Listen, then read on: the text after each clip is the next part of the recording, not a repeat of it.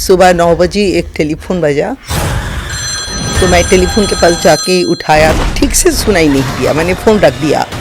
ये दोनों फ़ोन के बीच का गैप कितना था? 1 मिनट।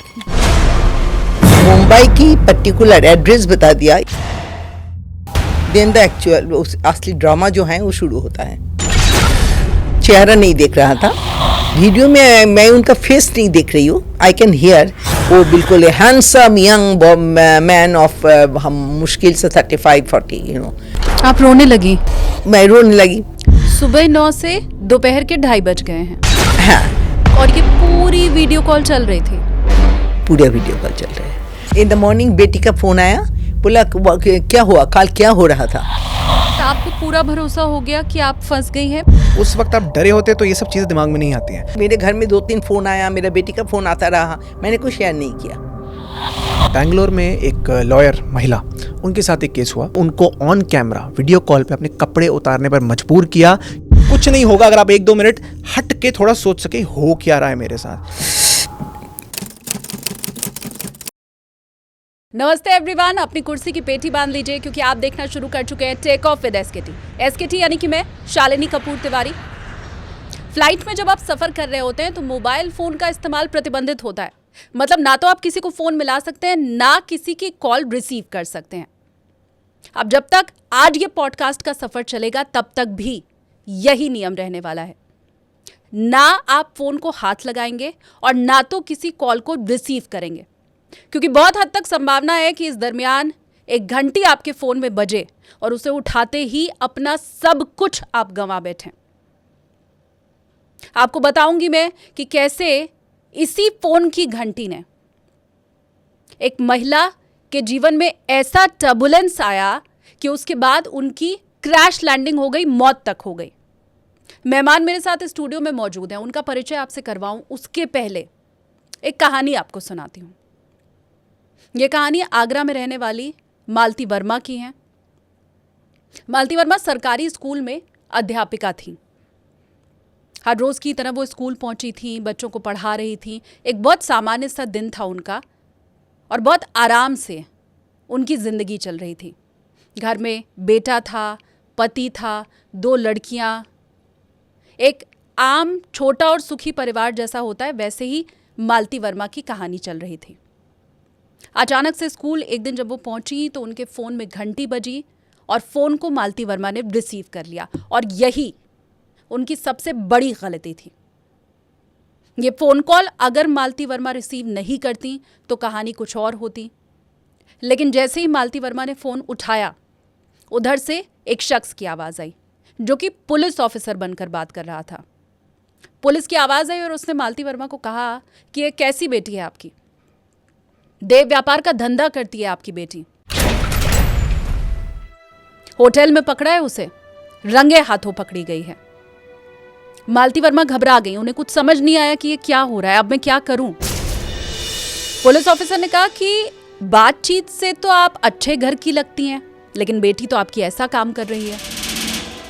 बेटी को अगर छुड़ाना चाहती हैं आप, क्योंकि अभी तक कोई भी लिखा पढ़ी हमने नहीं किया, कोई केस दर्ज नहीं हुआ है। बेटी को अगर आप छुड़ाना चाहती हैं तो 1 लाख रुपए गूगल पे कर दीजिए, मामला हम रफा दफा कर देंगे।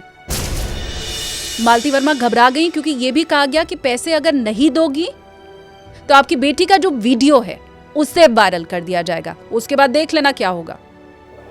अब इसके बाद मालती वर्मा को लगा कि जो बेटी है उसकी जिंदगी भी पूरी तरह तबाह हो जाएगी, परिवार की इज्जत जो मिट्टी में मिलेगी सो अलग।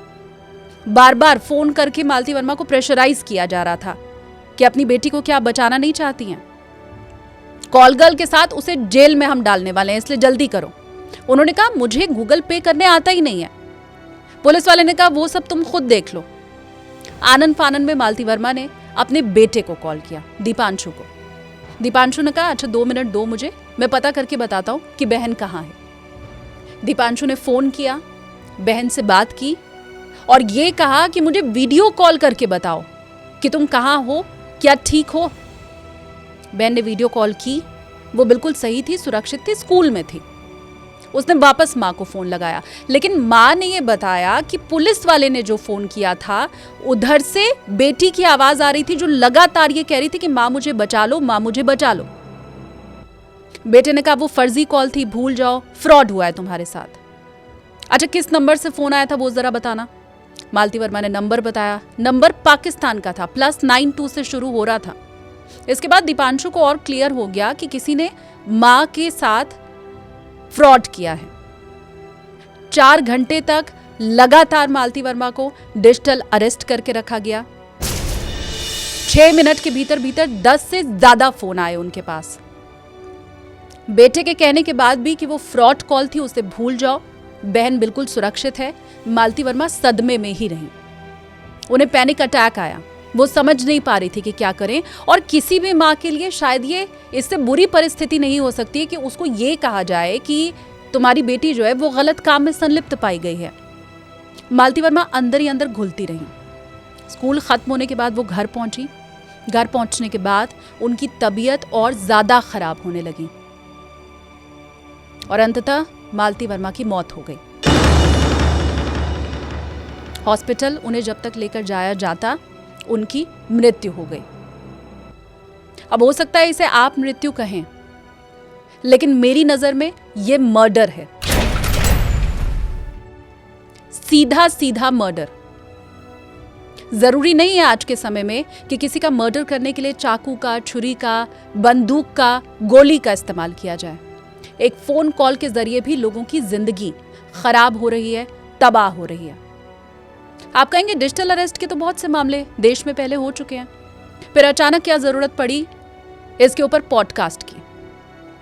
हमारी पूरी टीम ने जब ये आगरा वाले केस को सुना, मालती वर्मा के केस को सुना, तो हमें ये लगा कि अभी तक तो फ्रॉड होता था, लोगों के पैसे लूटे जाते थे, उनका बैंक अकाउंट खाली किया जाता था। लेकिन अब इसी डिजिटल अरेस्ट से जब लोगों की मौत शुरू हो चुकी है, मेरी भाषा में अगर मैं कहूं मर्डर शुरू हो चुका है, तो फिर इसके ऊपर लोगों को सचेत करना जरूरी है।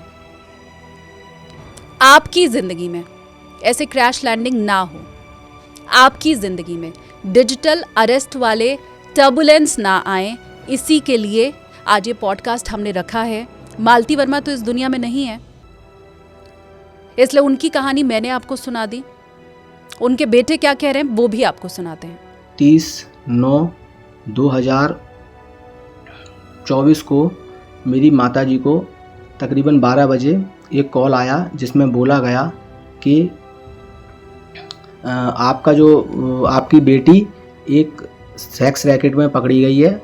अगर आपको उससे पैसे अगर आपको उसे छुड़वाना है तो 1 लाख रुपया मैं आपको नंबर देता हूँ, उस नंबर पर भेज दो, बिना कुछ किए आपकी बेटी अपने आप आपके घर आ जाएगी।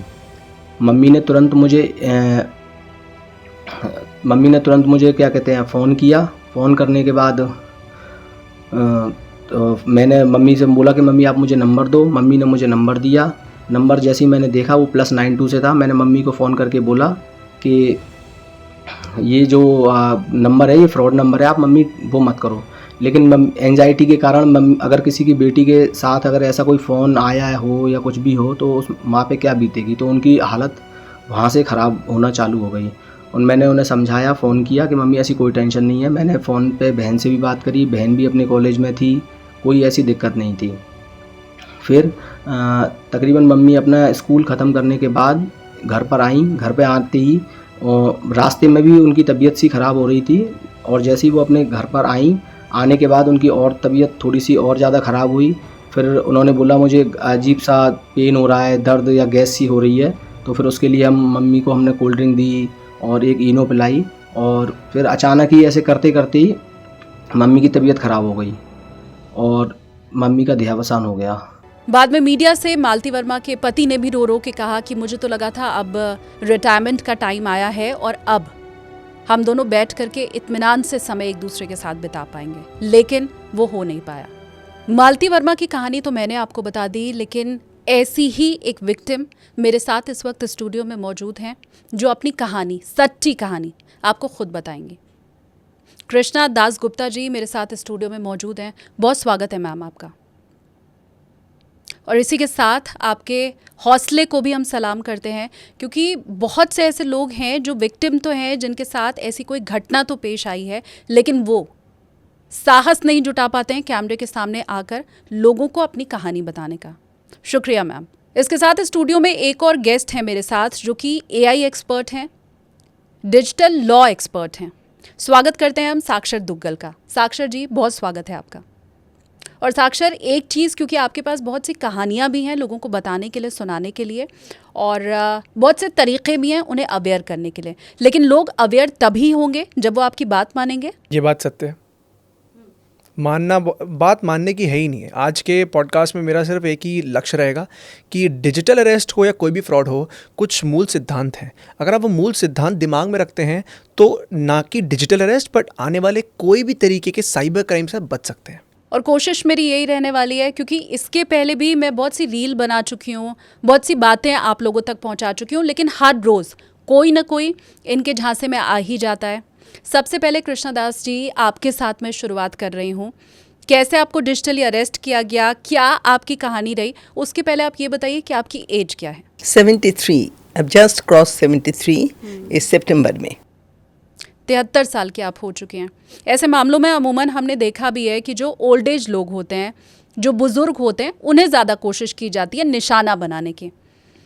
तो कृष्णा जी, क्या हुआ था आपके साथ, क्या कहानी? इट वाज बाकी दिनों की तरह ही था। सुबह 9 बजे एक टेलीफोन बजा, तो मैं टेलीफोन के पास जाके उठाया तो देखा इट वाज एक रिकॉर्डेड मैसेज था, जो MTNL डिपार्टमेंट से बोला गया था कि आपको आपका नंबर, सारे नंबर आपका नाम पे ब्लॉक कर दिया जाएगा। तो वो मैंने ठीक से सुनाई नहीं दिया, मैंने फ़ोन रख दिया। देन मैंने सोचा कि अकेला रहती हूँ, फ़ोन ब्लॉक कर देने से बहुत प्रॉब्लम हो जाएगा, तो मुझे थोड़ा पता करना चाहिए क्या कारण क्या है। तो मैंने फिर फ़ोन उठाया, तब रिकॉर्डेड मैसेज नहीं था, किसी ने फ़ोन, कोई पर्सन ने बात किया, तो उन्होंने बोला, दोनों फ़ोन के बीच का गैप कितना था? 1 मिनट इमीडिएटली। तो उन्होंने बोला कि मैडम, आपकी आधार कार्ड के सपोर्ट से किसी ने एक नंबर और लिया और सिम कार्ड लिया, जो जिसका नंबर ये है, मुझे बोल दिया नंबर, और ये नंबर मुंबई की पर्टिकुलर एड्रेस बता दिया, इस दुकान से 24 दिसंबर को लिया गया था। तो उस नंबर से आप, क्योंकि इट इज़ नाउ इन आपका नाम पे हैं, उस नंबर से 20 abusive messages and porno photographs लोगों के पास गए हैं। तो उन लोगों ने बॉम्बे पुलिस स्टेशन में कंप्लेन किया, तो इसीलिए आपको बॉम्बे पुलिस स्टेशन रिपोर्ट करना पड़ेगा। तो मैंने बोला, मैं तो दिल्ली में रहता हूँ, 2 घंटे में बॉम्बे पुलिस स्टेशन में कैसे पहुँचूँ? अच्छा, देन बोला, अच्छा मैडम एक काम करते हैं, हम पुलिस स्टेशन में हैंड ओवर करते हैं आपका फ़ोन को। देन द एक्चुअल असली ड्रामा जो है वो शुरू होता है। तो वो कनेक्शन करते हैं, तो मुझे लगता है वो फ़ोन वीडियो कॉल था, लेकिन मैं उनके किसी को चेहरा नहीं देख रहा था। उन पे बॉम्बे पुलिस स्टेशन का लोगो था, बॉम्बे पुलिस स्टेशन लिखा हुआ था, लोगो था, एंड मतलब आई वॉज पूरी मैं कॉन्विंस था कि ये बॉम्बे पुलिस स्टेशन से मैं बात कर रही हूँ। वहाँ से भी किसी ने मुझे वही एक ही बात बताया कि आपके नंबर पे ये हुआ, ये हुआ, एंड आपको 2 घंटे के अंदर बॉम्बे पुलिस स्टेशन में रिपोर्ट करना है। मैंने भी एक ही जवाब दिया। देन उन्होंने बोला कि मैडम, तो किसी ने मुझे और भी पता करना है कि आपका आधार कार्ड के सहारे पे और तो कुछ नहीं हो किया इन लोगों ने, आपका आधार कार्ड का नंबर क्या है? क्योंकि मैं पुलिस स्टेशन में बात कर रही हूँ और मेरा मन में कोई शक नहीं था, तो मैंने उनका आधार कार्ड का नंबर बता दिया। तो उन्होंने immediately, I can hear, oh my God madam, आपको तो नरेश गोयल वाला जो मनी लॉन्ड्रिंग केस है उसमें भी आप फंस गए हैं। ओके। तो आपको बॉम्बे कैनरा बैंक में आपका नाम पे एक अकाउंट खोला गया, उसके बहुत सारे पैसा उसमें हैं, और मैडम आप सच बोल रहे हैं ना, आप तो उसमें नहीं है ना उस केस में? तो I said of course not. Then बोला, तो मैडम एक काम करिए,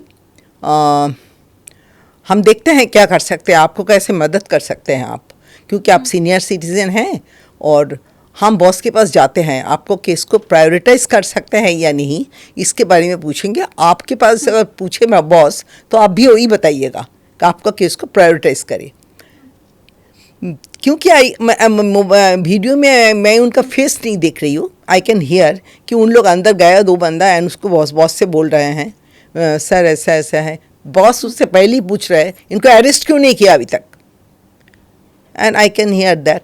तो दिन बोलता नहीं सर हमें लगता है कि वो सीनियर सिटीजन है, वो लगता है वो केस में इन्वॉल्व नहीं है, आप थोड़ा आपसे बात करना चाहता है. You see the trick. तो मुझे इमीडिएटली उन्होंने बोला कि अच्छा हाँ मैं बात करता हूँ. बॉस ने बोला मैं बात करता हूँ. तो बात करते हैं तो बोला हाँ उनको सेम थिंग टोल्ड मैडम आजकल तो आपको मालूम है 150 people are in the jail and 150 लोग और लाइन पे है जिनको अरेस्ट करना है. तो आपका नाम पे अच्छा आप एक काम करिए जल्दी जल्दी व्हाट्सएप देखिए. तो व्हाट्सएप देखा, बीच में बोला व्हाट्सएप कॉल ही चल रही थी आपकी? Video call. WhatsApp video call. अच्छा तो बोला आप वीडियो व्हाट्सएप देखिए. तो व्हाट्सएप देखा तो देखा कि वहाँ पे अरेस्ट वारंट आ गए. ओके उसमें बाकायदा कृष्णा दास गुप्ता एड्रेस लिखा हुआ है, आधार कार्ड नंबर लिखा हुआ है, you know arrest. And supreme court का लोगो बीच में है बड़ा सा अशोक स्तंभ, नीचे बहुत सारे सील्स हैं, सिग्नेचर है round and shape, you know there is मतलब ये कोई मेरे कोई स्कोप ही नहीं है मुझे उसको गलत समझने का. अनटिल एंड अनलेस कि मैंने ऐसा केस सुन चुका हूँ पहले जो मैंने नहीं सुना था. तो दिन तो मैं थोड़ा नर्वस हो गया. मैडम आप घबराइएगा नहीं, हम पूरा कोशिश करते हैं. तो आपको कोशिश करते हैं आपका केस पहले आपको प्रायोरिटाइज करने के लिए. तो naturally there were tears in my eyes. मैंने बोला मैं तो बुरी तरह फंस चुकी हूँ. आप रोने लगी? मैं रोने लगी. तो बोल रहा है कि मैडम आप रोइएगा नहीं. देखिए आप बिल्कुल नहीं रोएंगे, आप हाथ नहीं जोड़ेंगे, आप रोएंगे नहीं, हम आपको मदद करने के लिए हैं. और दिन बोला मैडम हम तो कैमरे के सामने आते नहीं हैं but just for your case in your case हम आएंगे. अच्छा. मैं आपको चेहरा दिखाएंगे ताकि आपको इतना घबराहट ना हो. तो gentleman comes in front of camera. वो बिल्कुल हैंडसम यंग मैन ऑफ हम मुश्किल से 35-40 you know and crispy you know police uniform. And बोलता मैडम मेरा नाम सो एंड सो एंड मैं आपका केस हैंडल कर रही हूँ. आप बिल्कुल घबराना नहीं, आप बिल्कुल मेरा माँ की तरह दिखने में हैं, बिल्कुल माँ जैसे हैं आप. मेरा आपको देख के ही मेरा माँ की याद आ गए हैं. एंड हम पूरा कोशिश कर रहे हैं. आप ये बताइए. देन 2 मिनट दिखाया चेहरा. Then it's close again. Then बोला आप ये बताइए आपके पास क्या क्या है बैंक में कितना पैसा है. तो मैंने बोला देखिए मैं तो आपको एग्जैक्टली बता नहीं पाएंगे कितना पैसा है नहीं है. तो बोलो आप एक काम करिए आप एक बैंक का सारे पेपर्स कौन सा बैंक में अकाउंट है मैंने बोला. दिन बोला आप एक बैंक का सारे पेपर निकालिए, चेकबुक निकालिए, पासबुक निकालिए, सबको लीजिए. लेके आप इस फ़ोन को लेके आप बैंक जाइए. अब बीच बीच में बोल रहे हैं फ़ोन को चार्ज में रखना. Then I was wondering what a wonderful people you know they are so concern कि फ़ोन का चार्जिंग भी ध्यान रख रहे हैं. ओके फ़ोन का चार्ज फुल रखना. अच्छा ओके. तो देन बोला कि मैडम इस कैमरे ये हम लोग CBI से बोल रहे हैं. सो नो अदर पर्सन कोई और किसी का चेहरा नहीं आनी चाहिए और किसी का फेस नहीं आना चाहिए. पुलिस स्टेशन से अब CBI को ट्रांसफर अभी CBI बोल रहे हैं. ओके हम ये केस जो हैंडल कर रहे हैं हम CBI से हैं. तो इसमें किसी को अगर चेहरा दिखाई दे तो वो भी अरेस्ट हो जाएगा. ओके. तो आपके घर में और कौन कौन है. आई said I have a made with me. बोले आप अंदर जाइए, अंदर जाके बैठिए. तो मैं अंदर जाके बैठा. In the mean time 2 friends आए, 2 फ्रेंड्स का कॉल आए. I was very, I mean, what should I say, little rude with them. Don't disturb me now. I दूसरों को बोला कि cut up the phone now. They were shocked. Krishna never talks to us like this. Then मैंने बोला अभी मैं बहुत busy हूँ. Somebody came to meet me. उनके तरफ मैं देखा भी नहीं. मैं उनके सामने. दिन मैंने बोला एक बैंक में चले जाओ. बैंक में गया. बोला बैंक जब जाएंगे तब आप हम मोबाइल में बात नहीं करेंगे, खाली व्हाट्सएप मैसेज में बात करेंगे. आप सारे FDs जो हैं वो डाइल्यूट करिए, अकाउंट में डालिए. उसके बाद मैं आपको एक एड्रेस भेजेंगे, उस पर आप RTGS करेंगे. ये वजह क्या बताया उन्होंने, क्यों FD तुड़वानी है? तो मैंने उनको बोला कि सर बट थोड़ा सा लो टोन में यू नो एज इफ एक तो इन लोग मुझे इतना मदद करने की कोशिश कर रहे हैं, ऊपर से मैं उनको डाउट कर रही हूँ, you know this type of attitude in me. तो मैंने उनको बोला कि सर अगर मुझे बैंक अकाउंट में कुछ आपको लगता है कुछ गड़बड़ है तो आप उसको फ्रीज करके उसको इन्वेस्टिगेट करेंगे, तो आप इसको विथड्रॉ करने के लिए क्यों बोल रहे हैं? बोले अरे नहीं, ये तो आपके केस प्रायोरिटाइज किया जा रहा है ना, तो गवर्नमेंट ऑफ इंडिया का यही रूल है, प्रायोरिटाइज जो केस होगा उसके 1 लाख के नीचे का अमाउंट पैसा बैंक में रहेगा और बाकी पैसा विथड्रॉ करके हमारे पास आ जाएगा, हम 2 दिन के अंदर 48 आवर्स के अंदर छानबीन करके उसको वापस भेज देंगे। और इसमें आपको जो भी लॉसेस हुआ वो भी कॉम्पनसेट हो जाएगा, सो आप बिल्कुल फिक्र नहीं करना। फिर आप बैंक गई? देन मैं बैंक में गई, बैंक जाकर उन्होंने दिया, मैंने बोला बैंक वाला तो पूछेगा मुझे कि why are you taking so much money with closing up everything, तो बोला आप बोलना आपको बच्चों को चाहिए। ओके तो मैंने वही बोला, बैंक वालों ने ज़्यादा कुछ नहीं, खाली mildly that lady, no I am very familiar with that lady, she deals with my all my accounts and all, कि मैडम क्या हो गया, एनी प्रॉब्लम? तो मैंने बोला नहीं नहीं वो बच्चों को चाहिए पैसा। ओके तो उन्होंने फटाफट सब कुछ डाइल्यूट करके इकट्ठे करके देन बोला कितना अमाउंट है, मैंने उनको लिख दिया मैसेज में। ओके उन्होंने बोला अच्छा बाकी छोड़िए, 58 लाख यहाँ से आप इस पता पे आप RTGS कर दीजिए, यू नो वो RTGS हो जाता है। Then come back home, I came back home. Then मैंने बोला मुझे लंच खाना है, अभी मेरा लंच टाइम है। Then they said yes you have lunch, no problem, you have lunch, keep the camera in front and have lunch phone. हाँ तो आई हैड लंच। आपकी वीडियो कॉल चालू थी, आप उन्हें दिखाई दे रही थी, उधर से आपको कोई नहीं दिखाई दे रहा था, आप उन्हें देख सकती थी? Exactly. आपको कोई नहीं दिखाई दे तो रहा उसके था। बाद मैं लंच करने के बाद जाके फिर बैठा, बोला अभी एक दूसरा बैंक का पेपर इकट्ठा करिए। बाय दैट आपके साथ जो मेड रहती थी घर में, उसको हाँ ये सब मैं मालूम अंदर था? बैठी हूँ, वो सोच रहा है कि इम्पोर्टेंट काम होगा कोई, you know. Otherwise she is a very concern lady, बहुत ही मतलब केयरिंग। तो मैं जाके दूसरा बैंक का पेपर लिया, बोला अभी दूसरा बैंक जाइए। दैट टाइम इट वॉज 2:30 और सो। सुबह 9 से दोपहर के 2:30 बज गए हैं। हाँ तो दूसरा बैंक जब गया तब दूसरा बैंक जाके बोले कितना पैसा है, मैंने बोला हाँ ठीक है टोटल अमाउंट इज़ 25 लाख। बोला अच्छा मैडम इसको दूसरा मैं RTGS भेज रही हूँ, इसमें एड्रेस भेज रही हूँ, इसमें भेजिए। दोबारा मैंने बोला कि आप मुझे कैश ट्रांसफ़र करने के लिए क्यों बोल रहे हैं, why can't you check my account directly क्लोसिस करके। तब उन्होंने यही बोला, फिर मुझे वही बोला, you know I was have come that point was coming in my mind again and again, ये कौन सा चेकिंग है। अच्छा दिन बोला मैडम ये सब कुछ आपके पास वापस आ जाएगा, ये गवर्नमेंट ऑफ इंडिया का policy according to that we are working. ठीक है तो वो चला गया। चला जाने के बाद फिर मैं घर गया, जाने के बाद बोला मैडम और कुछ है, ज्वेलरी कितना है, ज्वेलरी कितना है, कितना सेट है। तब तक मेरे को थोड़ा सा यू नो थोड़ा सा डाउट हुआ। तो मैंने बोला ज्वेलरी सेट बेट तो नहीं है, थोड़ा ऐसा है, 2-4 चेन वगैरह है। तब उनको असाइड कर दिया। तो बोल रहा है कि डायमंड सेट कितना है, मैंने बोला डायमंड सेट तो नहीं है, कान के हैं डायमंड। बोला अच्छा ठीक है और क्या है, मैंने बोले एक टाटा AIA का है जो। तो बोला एक काम करिए तिबारा जाइए। And that day temperature was 50 degree almost and I was telling them I am feeling sick, I can not go. Madam please जाइए, मैडम प्लीज़ जाइए, मैडम प्लीज़ जाइए। Okay they were not rude और rough और something. Okay again I went there. Then उसको luckily that Tata AIA that agent was sitting there, you know, in the bank. तो उनको मैंने बोला ये तोड़ना है, तो उन्होंने बोला क्यों तोड़ना है, आपको तो अभी ओनली 4 साल ही हुआ, आपको जो अमाउंट मिलना है वो तो 15 साल बाद मिलेगा, अभी तो कम पैसा मिलेगा। तो और more over it can not be, I mean यहाँ पे कुछ नहीं कर सकता है, इसके लिए आपको कर्नाटक पे आना पड़ेगा, you have to come to the main office. इसमें कितना अमाउंट था? इसमें अभी तो ज़्यादा नहीं, 4-5 लाख ही था, 5-6 लाख, लेकिन मैच्योर करके जो था शायद मेरा मुंह से 15 लाख निकल गया था, तब वो they were very much in this thing. Anyhow then उन्होंने बोला अच्छा घर जाइए। घर आ गया।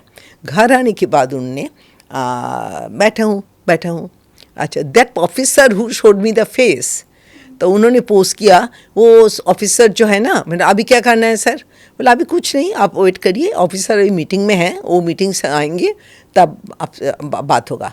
तो अभी तक वो आए नहीं, मीटिंग ही चल रहे हैं। Okay then around 7:30 I take my dinner, I said I have to have my dinner. बोला यस अब डिनर कर लीजिए। और ये पूरी वीडियो कॉल चल रही थी? पूरा वीडियो कॉल चल रहे हैं।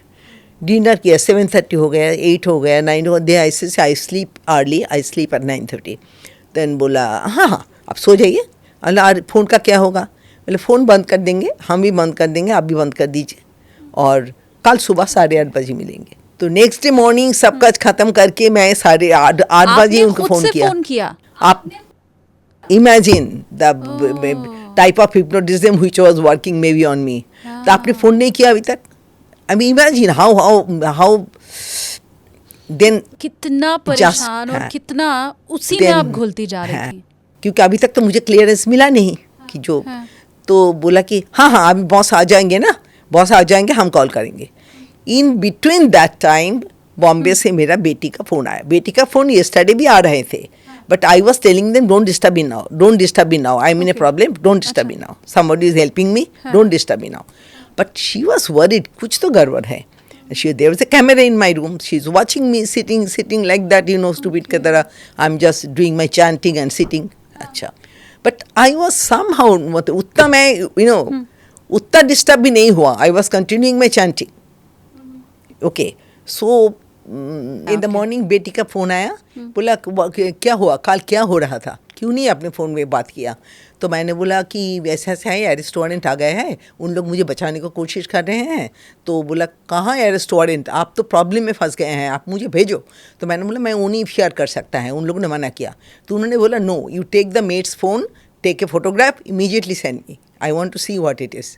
Then, so as soon as I have sent it, and they were jumped up, the daughter, son-in-law and my daughter, they said, you are in a fraud case. Absolutely, तुम उनका phone नहीं उठाना, and immediately rush to the local police station. Okay. Then तो I went to the police station. नहीं, पर आपको पूरा भरोसा हो गया कि आप फंस गई हैं, बेटी के कहने पे, दामाद के कहने पे आप मान गई?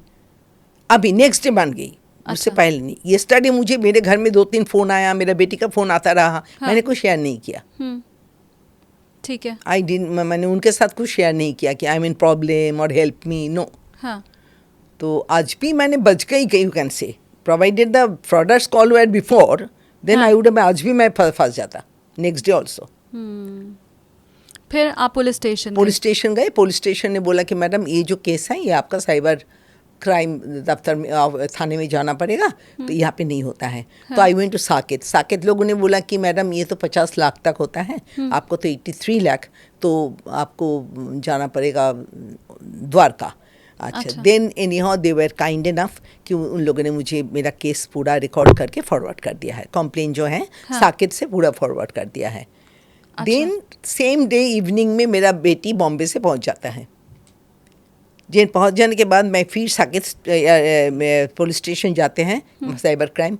देन दे टेल कि आपके पास ये एक मैसेज आया है साइबर क्राइम डिपार्टमेंट से कि आपका जो 25 लाख है जो आफ्टरनून में गया था, वो अमाउंट होल्ड हो गया है. अच्छा. तो आई वॉज होपिंग दैट चलो 25 लाख तो मिल ही जाएगा 83 में, किंतु इतना बैड लक है कि वो 25 लाख भी मुझे मिला नहीं. क्योंकि जो प्रोटोकॉल है कि आपको कोर्ट ऑर्डर के through CBI inspector will investigate the case and then the court order will come, and like me there are 100 other people those who have undergone the same process. तो उन लोगों ने, उनका भी कोर्ट ऑर्डर मिला. तो मैंने जब इस कोर्ट ऑर्डर को सबमिट किया फॉर दिस 25 लाख कि ये मेरा मनी मेरे को दिया जाए, उन लोगों ने बोला नहीं, इस अकाउंट से there are 3 more court orders have come. So जिसका कोर्ट ऑर्डर सबसे पहले आया उसका पास पैसा पहले जाएगा. मतलब उस अकाउंट में और 4 लोगों के पैसे गए थे. अच्छा. और जिसने सबसे पहले, जिसके पास कोर्ट ऑर्डर आया, सिर्फ उसका पैसा होगा वापस? हाँ, उसी का ही पैसा वापस होगा. अच्छा. उसके बाद सेकंड, उसके बाद थर्ड, फोर्थ अगर आएगा तो. ना क्वेश्चन इज दैट जिसमें एक बार जो फ्रीज हो जाता है अकाउंट, उसमें तो फ्रॉडर दोबारा मनी भेजेंगे, doubtful. I think so. Chance is narrow. Now, इसके बाद भी there are 2 more court orders came after the investigation. In cyber crime department से investigating officer locate किया जाता है कि my case will be looked after by this person. तो वो cyber crime officer ने another 2 amount भी locate किया. एक त्रिपुरा की एक्सिस बैंक में, some सोनामुड़ा area, some village, and another is in RBL Bank Delhi. Okay.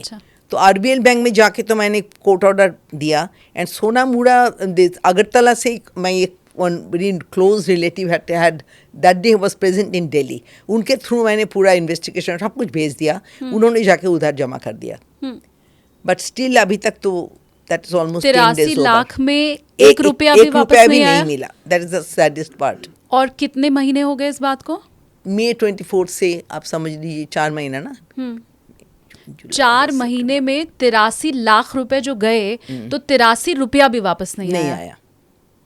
और आपको आश्वासन यही दिया जाता रहा कि हम कोशिश कर रहे हैं, या एक ऑफिसर डेडिकेट कर दिया गया है आपके ये पूरे इन्वेस्टिगेशन के लिए, right? My question is that ये जो 25 लाख इट इज़ बिन, मैंने उसका मैसेज भी मेरे पास आया साइबर क्राइम से कि आपका 25 लाख रुपया इज बिन होल्ड।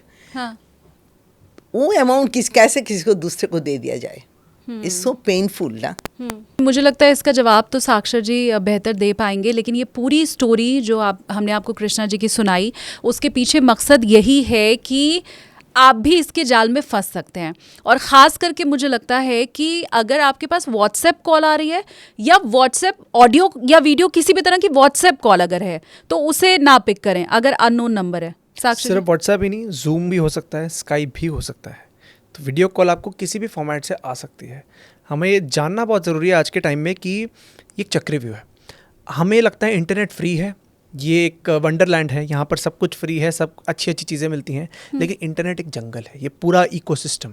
जंगल में आप कभी नहीं बोल सकते कि आप सेफ़ हैं। आपको कभी शेर आ सकता है, कभी सांप आ सकता है, कुछ भी आ सकता है। और हम इंसान जो है, हम ट्रस्ट बहुत जल्दी करते हैं। आप अपनी जो रियल लाइफ में ट्रस्ट इतना नहीं करेंगे, लेकिन ऑनलाइन वर्ल्ड में आप किसी की डीपी देखेंगे, कोई अच्छी शायद अंग्रेज़ी बोल रहा है तो आप उस पर ट्रस्ट कर लेंगे, अंधा ट्रस्ट करेंगे। और हमने इस केस में भी देखा कि जहाँ पर मैम जो हैं, उनको एक डीपी देख के और एक नाम देख के नीचे और उनके बात करने के तरीके से, उनके आउटफिट जो उन्होंने पहना था, उनको ट्रस्ट हो गया। हम ऐसे समय में बढ़ रहे हैं जहाँ आप किसी पर भी ट्रस्ट नहीं कर सकते। मैं हमेशा ये बात बोलता हूँ कि चाहे आपकी बीवी ही क्यों ना हो, आप उनको भी ऑनलाइन वर्ल्ड में ट्रस्ट नहीं कर सकते। क्यों? क्योंकि आपको नहीं पता वो आपकी बीवी है, रियल बच्चा है। क्योंकि एआई के ज़माने में आप किसी की वीडियो आप मैनिपुलेट कर सकते हैं, किसी की आवाज़ कॉपी कर सकते हैं, कुछ भी कर सकते हैं।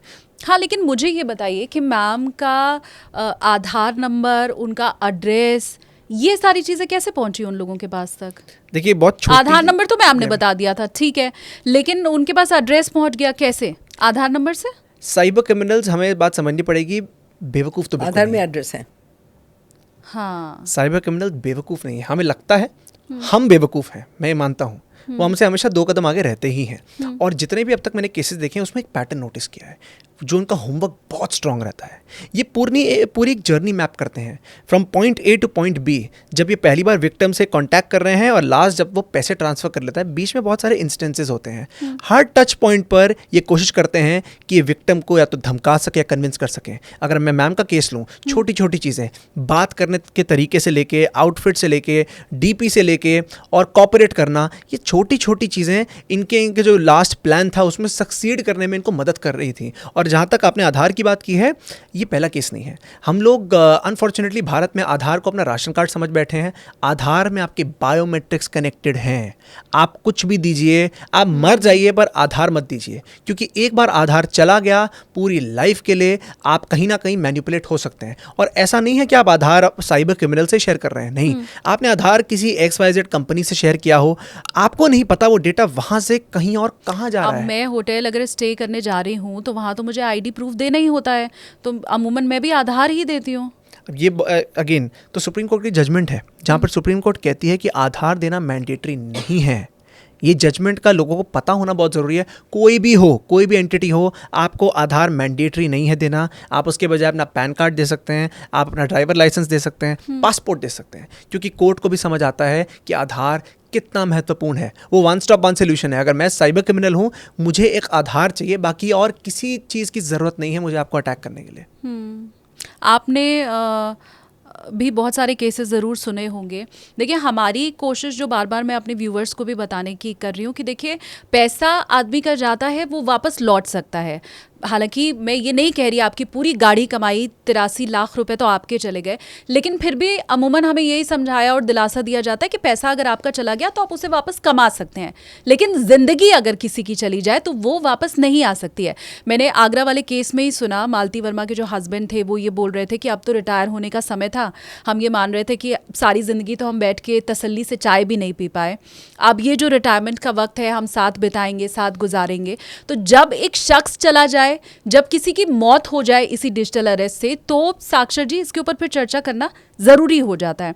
कोई ऐसा केस आपकी नज़र में जो इन सब से अलग हो, मतलब ड्रग्स है आपके बैग में या पार्सल आया है, ऐसी बहुत सी स्टोरी हमने सुनी है, इससे अलग कोई स्टोरी आपके पास है? एक अलग केस था, तो अप्रैल की बात है इसी साल की, बेंगलोर में एक लॉयर महिला, उनके साथ एक केस हुआ, डिजिटल अरेस्ट ही था, जहाँ पर उनको बोला गया कि हम नारकोटिक्स डिपार्टमेंट से बोल रहे हैं, आपके ऊपर ये संगीन अपराध है। अब आप ये देखिए, वो लॉयर हैं, लॉयर तक को वो चकमा दे पाए, बेवकूफ़ बना पाए, वो लॉयर जिसको सारे कानून के नुक्ते पता है। हाँ। तो जब उनको झांसे में फंसा दिया, बात पैसों की नहीं थी, बात थी उनको ऑन कैमरा वीडियो कॉल पे अपने कपड़े उतारने पर मजबूर किया, क्योंकि उन्होंने बोला हम नारकोटिक्स डिपार्टमेंट से हैं, हमें आपकी जांच पड़ताल करनी है। आप ये सोचिए, आम नागरिक को मैं मान सकता हूँ बेवकूफ़ बनाया जा सकता है आसानी से, एक लॉयर जिसको ये पता है कि कोई भी अथॉरिटी, चाहे CBI हो, चाहे नारकोटिक्स डिपार्टमेंट हो, चाहे पुलिस हो, वो आपको वीडियो कॉल पर ये सब करने को नहीं कहेगा, आपको थाने बुलाएगा, कुछ भी अगर आपके खिलाफ संगीन आपके आरोप लगे हैं तो वीडियो कॉल पे कपड़े उतरवाए गए और कुछ पैसे ले लिए गए। अब कहानियाँ ख़त्म नहीं होती है। कुछ दिनों बाद इनको फिर कॉल आता है और इनकी जो वो जब इन्हें कपड़े उतार रहे थे कैमरा पे, वो इन्होंने रिकॉर्ड कर लिया था और उनको ब्लैकमेल किया गया कि आपकी जो न्यूड वीडियो है वो हमारे पास है, हम ये सर्कुलेट कर देंगे, आप हमें पैसे दीजिए, तो और 10 लाख ट्रांसफ़र करे गए। और अगर आप ये डिजिटल अरेस्ट जो देखेंगे ना, ये अलग अलग कॉम्बिनेशंस में है। जैसे मैं एक मिनट आपको रोक रही हूँ, तो ये क्या 10 लाख रुपए भी उन्होंने ट्रांसफ़र किए? बिल्कुल 10 लाख रुपए भी ट्रांसफ़र किए, क्योंकि तब तो ऑप्शन बचा नहीं उनके पास। जब तक उनको समझ आ गया था, जब पहले गो में उनके 40 करीब लाख चले गए थे, जब उन्होंने कहा था कि हम सो कॉल्ड नारकोटिक्स डिपार्टमेंट से हैं, उसके बाद उनको समझ आ गया कि क्राइम है। लेकिन ये सेकंड पार्ट में तो उनको सामने से दिखाई दे रहा था, साइबर क्रिमिनल्स बोल रहे थे कि हम क्रिमिनल हैं, हमारे पास आपका वीडियो है, नहीं दोगे हम हर जगह फैला देंगे इस वीडियो को। तो नेक्स्ट टाइम ब्लैकमेल किया गया। और ये अलग अलग वर्जन में आता है, जैसे हमने कोविड-19 का देखा है, अलग अलग वेरिएंट आते हैं इसके। डिजिटल अरेस्ट के भी अलग अलग वेरिएंट हैं, किसी को धमका के, किसी को फुसला के, आपकी मानसिकता से खेला जाता है। इसको हम साइबर साइकोलॉजी बोलते हैं, जहाँ ऑनलाइन वर्ल्ड में कैसे क्रिमिनल्स आपके दिमाग से इस हद तक खेलते हैं कि आपको खुद समझ नहीं आता। आपने कई बार देखा होगा, जो हम फाइनेंशियल फ्रॉड के बारे में सुनते हैं, लोग कहते हैं हमें समझ नहीं आया उस टाइम हमने लिंक कैसे क्लिक किया, हमें पता नहीं हमने OTP क्यों दिया। जैसे मैम ने भी कहा कि सम्मोहित कर दिया, ऐसा लगता है सम्मोहित कर दिया, वो होता नहीं है, वो आपकी मानसिकता से खेलते हैं। At the end of the day सारे इंसान हैं, सबको डर लगता है, सबको गुस्सा आता है, सबके पास लालच है, ये इमोशंस हैं हमारे, उन इमोशंस पे खेला जाता है। मैम के केस में हमने देखा, उनको समझ आ गई कि इनको धमकाने से बेटर है इनको दिलासा दी जाए, इनको फुसलाया जाए, प्यार से बात की जाए, जिससे भरोसा जीतने की सारी बात है। एक बार विक्टिम को आप पे भरोसा होगा कि आप अथॉरिटी हैं, तो आप कुछ भी विक्टिम से करवा सकते हैं। नहीं, पर मैं क्या करूं, मैंने तो फ़ोन इसीलिए ख़रीदा है ना कि मैं जूम कॉल उठा पाऊंगी, मैं उसमें व्हाट्सएप कॉल पे लोगों से बात कर पाऊंगी, या मुझे कोई व्हाट्सएप पे कोई डॉक्यूमेंट भेज रहा है तो मैं उसको देख पाऊंगी। भाई मेरे तो फ़ोन ख़रीदने का यही एकमात्र वजह थी ना, वरना तो मैं वो छोटे वाले फ़ोन पे ही रहती ना, मैं नोकिया से ही बात कर रही होती, या जिससे नंबर मिलाओ बात करो। तो मेरे तो फ़ोन ख़रीदने का पर्पस ही नहीं सॉल्व हो रहा है, फिर तो मैं क्या करूँ? अब जो UPI है, UPI का पर्पस क्या था कि पेमेंट आसान करी जाए, जो कि हमारे लिए आसान हुई, लेकिन उससे पैदा हुआ एक क्राइम जिसे हम ऑनलाइन फाइनेंशियल फ्रॉड बोलते हैं। हर टेक्नोलॉजी के साथ जो आपको कन्वीनियंस, आराम दे रही है, कोई ना कोई क्राइम जुड़ा ज़रूर होगा। और जहाँ तक इन केसेस की बात है, कुछ सिद्धांत हैं जो आपको दिमाग में रखने चाहिए स्पेसिफिकली डिजिटल अरेस्ट के लिए। नंबर 1, कोई भी अथॉरिटी हो, आपको वीडियो कॉल पर इतनी जांच पड़ताल नहीं करेगी। कोई संगीन अपराध आपसे सच में हुआ है, आपका नाम कहीं आया है, वो आपको थाने बुलाएंगी, ऑफिस बुलाएंगी, उनके बंदे आएंगे, आपको पिकअप करके ले जाएंगे। वीडियो कॉल पे नहीं होने वाला, पहला। दूसरा, हमारे कानून में कोई प्रावधान नहीं है, कोई प्रोविजन नहीं है जो कहे कि आप वीडियो कॉल पर ये सब कर सकते हैं। वीडियो कॉल पे किसी से बात करना, किसी से आप इन्वेस्टिगेशन एक हद तक करना समझ आती है, लेकिन आप पूरी इन्वेस्टिगेशन करना, पूरा प्रोसेस, ये कोई प्रोविजन नहीं है हमारे कानून में। तीसरा, आप किसी पर ट्रस्ट नहीं कर सकते, चाहे डिजिटल अरेस्ट हो, कुछ हो। मान लीजिए, मैं एक प्रैक्टिकल एग्जांपल देता हूँ। मैं बैठा हूँ, मेरे को कॉल आ गया, उस वक्त मैं डरा हूँ। सबसे पहली बात, डरना नहीं है, शांति से 1 मिनट सोच समझ के देखिए कि हो क्या रहा है, पहला। दूसरा, मैं कहूँगा फ़ोन ही कट कर दीजिए, कोई दिक्कत नहीं। अगर फ़ोन कट करके 1 मिनट शांति से निकाल के आप सर्च कर सके कि ये जो बात बोल रहे हैं सत्य है नहीं है, तो आपकी काफ़ी नुकसान होने से बच सकता है।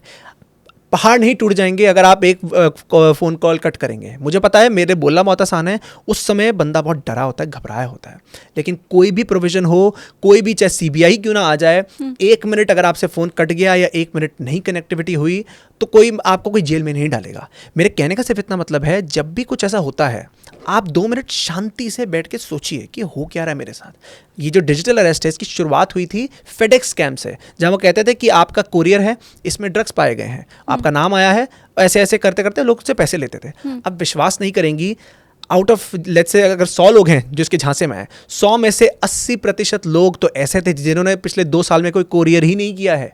वो लोग तक ऐसे फंस गए कि आपके नाम का कोरियर है। क्यों? क्योंकि उस समय वो भूल गए, वो डर गए, और डर में इंसान हड़बड़ाता है, वो ढंग से नहीं सोच पाता क्या सही है क्या गलत है। और 5वां सबसे महत्वपूर्ण यह है, अपने आसपास आपको पता होना चाहिए क्या हो रहा है। मैं ये नहीं कह रहा कि आप बिल्कुल आईटी फील्ड में घुस जाइए अगर आप इस फील्ड के नहीं हैं, लेकिन अगर आप स्मार्टफोन इस्तेमाल करते हैं तो आपकी ये जिम्मेदारी बनती है एटलीस्ट इतनी जनरल नॉलेज रखना कि आसपास कौन से साइबर क्राइम हो रहे हैं, क्योंकि कल को विक्टिम आप बनेंगे, कोई और नहीं बनेगा। जैसे मैम ने बताया, पैसे चले गए, इनके गए हैं, कोई पैसे वापस नहीं आ रहे हैं, 10 प्रकार की और परेशानियां हैं, तकलीफ उनको हो रही है, तो तकलीफ आपको होगी। आप ये सोचें कि मैं स्मार्टफोन लेके घूमूंगा, मेरे को कोई कुछ नहीं करेगा, नहीं। अगर आप स्मार्टफोन इस्तेमाल करते हैं तो आपकी जिम्मेदारी बनती है एटलीस्ट ये पता लगाना, और इसमें दिन के 10 मिनट भी नहीं जाएंगे आपके। आप अगर गूगल पे साइबर क्राइम सर्च करेंगे, न्यूज़ पे जाएंगे, आपको दिख जाएगा कौन सा नया क्राइम है, क्या डीप फेक क्या होता है, वॉइस क्लोनिंग क्या होती है, डिजिटल अरेस्ट क्या होता है। क्योंकि अगर आपको इन क्राइम्स के बारे में थोड़ा सा भी पता है, कल को आपको जब कॉल आएगा ना, चांसेस हाई हैं कि आप फिर भी बचे रहेंगे, आप सतर्कता बरत पाएंगे, क्योंकि आपके दिमाग में होगा कि अच्छा मैंने इसके बारे में पढ़ा। जब तक मैं इससे सतर्क होने का कोई तरीका ढूंढूंगी तब तक वो कुछ नया ढूंढ लेंगे। भाई पहले तो पिन मांगा जाता था, पहले बोलते थे कि आप अपना पिन शेयर कर दो, या आप क्रेडिट कार्ड डेबिट कार्ड का CVV नंबर मत बताओ। अब हमने ये सारी चीज़ें रट ली कि जो CVV नंबर नहीं देना है, पिन नंबर नहीं देना है, कोई OTP आएगा तो वो शेयर नहीं करना है। बैंक वालों ने मैसेज करना शुरू कर दिया कि OTP शेयर मत कीजिए। इतना तो सीखते पढ़ते लाखों लोगों के पैसे चले गए। फिर जब तक हम लोग सीख पढ़ के तैयार हुए तब तक ये नई चीज़ आ गई, जब तक हम उसके लिए एक्सपर्ट होंगे तब तक वो नई चीज़ सीख करके ले आएंगे, तो इसका तो फिर कहीं अंत नहीं है।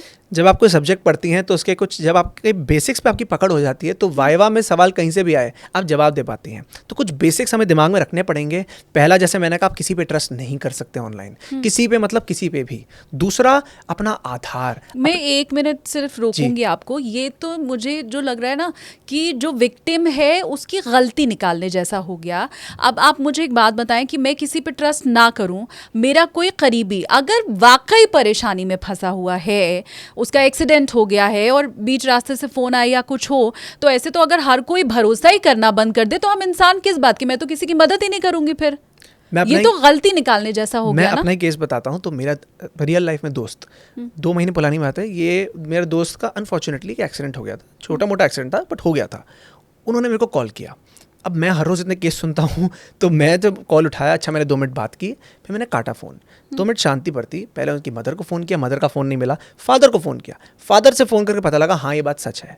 तो मुझे रीचेक तो फिर भी करना पड़ा। अनफॉर्चुनेटली आपकी जो बात है गलत नहीं है, इंसान हम हैं ही ट्रस्ट करने के लिए ही बने हैं। लेकिन साइबर क्रिमिनल्स इस एक चीज़ का इतना गलत फ़ायदा उठा रहे हैं कि मेरा मानना इतना है, आप 1 मिनट रीचेक करने में निकाल देंगे तो पहाड़ नहीं टूटेंगे। पहला। दूसरा, अपना महत्वपूर्ण डिटेल्स, आधार, पर्सनल डिटेल्स आप ऐसे शेयर मत करिए। आप आज किसी भी रेस्टोरेंट में जाती हैं, ऑर्डर देने के बाद दूसरा सवाल होता है आपका फ़ोन नंबर क्या है, और हम क्या करते हैं, हम फ़ोन नंबर दे देते हैं। क्यों?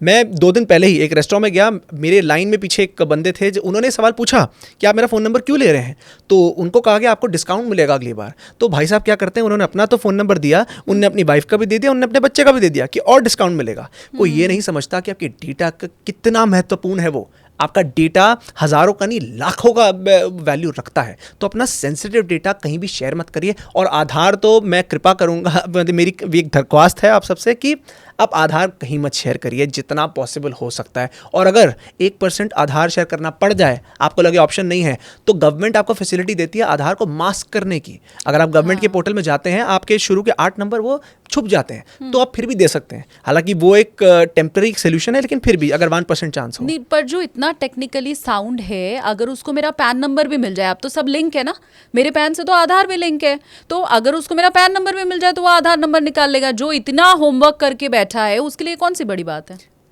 सब साइबर क्रिमिनल्स इतना होमवर्क नहीं करते हैं, अलग अलग टाइप के होते हैं। कुछ लोग बहुत हाईफाई होते हैं ज़रूर, कुछ लोग नए नए आए होते हैं इसमें, तो कुछ ना कुछ गलती करते हैं। नए नए मतलब जैसे आपको भी कहीं कॉल आए होंगे, आपको देख के पता लग जाता है ये तो फ्रॉड है। क्यों? क्योंकि वो साइबर क्रिमिनल ट्रेंड एक्सपीरियंस नहीं है, उसके मैसेज में ही दिख जाता है, उसके बात करने के लहजे में दिख जाता है कि ये गलत है। कुछ मैं मानता हूँ ज़रूर एक्सपर्ट होते हैं, बहुत टाइम से इस फील्ड में होते हैं। इनफैक्ट मैं 1-2 साइबर क्रिमिनल से मैं बात कर चुका हूँ, तो बात करते समय भी आपको पता लग जाता है कितने कॉन्फिडेंट, कितने शांत और कितने शार्प होते हैं वो। उनको हर एक स्टेप पर पता होता है वो क्या कर रहे हैं, क्या नहीं कर रहे हैं। तो आपके से जो सवाल है कि मान लीजिए कुछ भी हो जाए, at the end of the day हम सब पोटेंशियल विक्टिम हैं, कभी ना कभी हमें कोई कॉल तो ज़रूर आएगा। अगर आ गया उस समय फिर भी आपके पास 1% चांस होता है सोच समझने का कि मैं कर क्या रहा हूँ। मैं किसी को अगर जहाँ पैसे ट्रांसफ़र करने की बात आए, आप 2 बार सोचिए ये क्यों कर रहा हूँ, क्या कर रहा हूँ। प्रावधान, हमारे कानून तो किसी को भी प्रावधान नहीं देता कि आप बिल्कुल पैसे ऐसे ट्रांसफ़र कर लीजिए। नहीं, पर कानून के बारे में कितने लोगों को पता है? कृष्णा जी, आपको ये बात पता थी कि ये तो बहुत पुरानी बात नहीं है ना, 4 महीने पहले की बात है। कृष्णा जी बाकायदा पढ़ी लिखी महिला हैं, ठीक है। आप मुझे ये बात बताएं मैम, आप ये जानती थी कि ऐसा कोई प्रावधान नहीं है कि फ़ोन पे आपसे जांच पड़ताल नहीं हो सकती या वीडियो कॉल नहीं? इतनी मोटी कानून की किताब तो अभी आप खुद ही कह रहे हैं लॉयर नहीं पढ़ सकता है, उसे नहीं पता कि इतनी मोटी किताब में कहाँ कौन सी चीज़ लिखी हुई है। तो एक आम आदमी से हम ये कैसे उम्मीद कर सकते हैं कि वो हर चीज़ रट के बैठा होगा? और आपके केस में मैम आपने अपनी बेटी को भी नहीं बताई ये सारी बातें, तो हम तो पहले सहारा जब परेशानी में होते हैं तो परिवार वालों का लेते हैं। मेरी परेशानी तो था ही नहीं, मैं तो सोच रहा था इन लोग मुझे इतना मदद कर रहे हैं, अभी किसी और को डिस्टर्ब नहीं करना चाहिए। मुझे एक बार के लिए भी नहीं लगा कि मैं प्रॉब्लम में हूँ। प्रॉब्लम है लेकिन इन लोग मुझे बचा रहे हैं।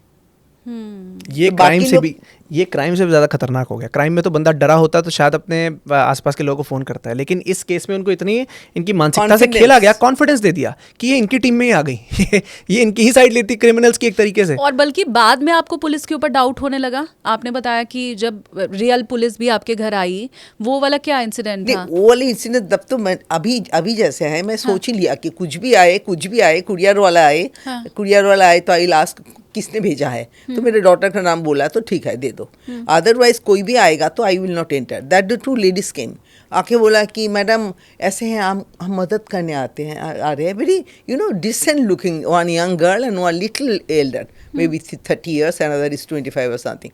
तो बोला क्या हम कि किस लिए? बोला कि नहीं मैडम हम ना, आप सिक्योर्ड होना चाहते हैं ना, you every women wants to be secured ना, those were staying alone at home. मैंने श्योरली। तो बोले हम उसके बारे में बात करना चाहते हैं। तो मैंने सोचा वहीं वो नीचे से बात कर रहे हैं, मैं फर्स्ट फ्लोर से बात कर रही हूँ, सुनाई नहीं दे रहा है। तो उसके बाद बोला तो मैडम सुनाई नहीं दे रहा है। मैंने ठीक है अभी तो मैं बिजी हूँ, ठीक है आप 1 घंटे बाद आइए। Then I came inside the room, I said no, why they should come inside the room, why should I talk to them? What security they will do for me?